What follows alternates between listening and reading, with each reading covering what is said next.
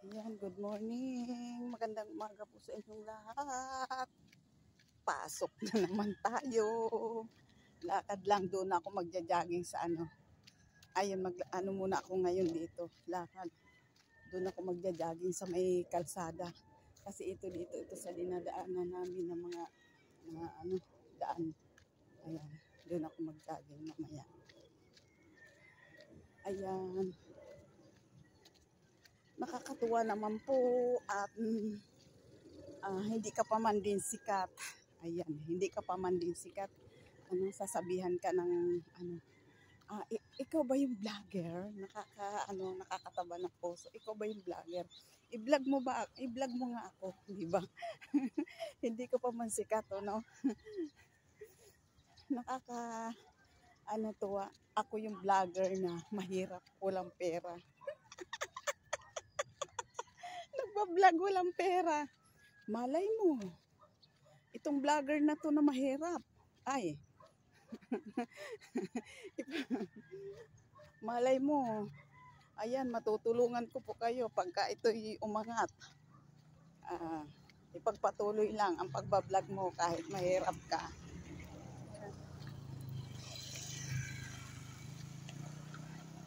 Pagpatuloy mo lang yung pagbablog mo.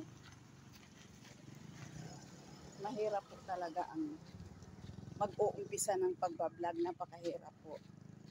Ayan, mahirap ang na wala kang pera, mahirap. Gawa nung hindi ka aangat kaagad. Hindi katulad ng ibang mga vlogger na na nag-uumpisa, may mga pera silang nagbablog kaya mabilis silang umangat. Pero ito, ang vlogger na mahirap. Charot. Oo, totoo naman po talaga. Sasabi naman po ako matotoo. Ayan.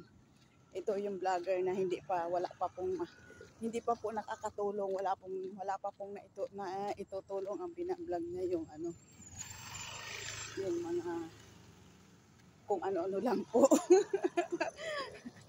Pero kahit pa paano, ipagpatuloy pa rin.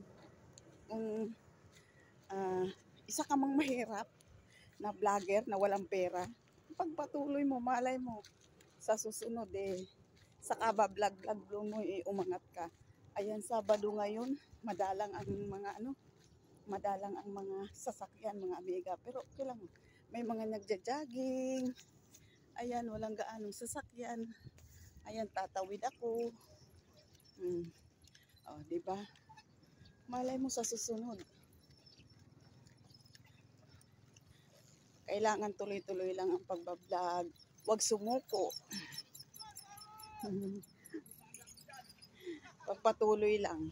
Kasi may awa ang Diyos sa pagbablog na ito. Wala ka mang pera ngayon. Ayan, sa susunod at umangat ka, makasahod ka na kahit konti. Magbigay ka rin ng ayan. Magbigay ka ng blessing. Diba? Ang ko lang, makasahod lang ako dito sa aking pagbablog. Basta, ibibigay ako ng konting, tulong gusto ko lang makatulong sa mga bata. Gusto ko pagkain, hindi na pera ibibigay ko. Magbibigay ako ng pagkain. Hindi na kailangan pagkain kasi ang pera, kung ano na lang bibilhin nila. Ayan, pagkain na lang ang ibigay. Di ba? Ayan, ipagpatuloy lang ang pagbablog mo. Ayan, bye-bye po. Maraming salamat. Tatakbo na ako.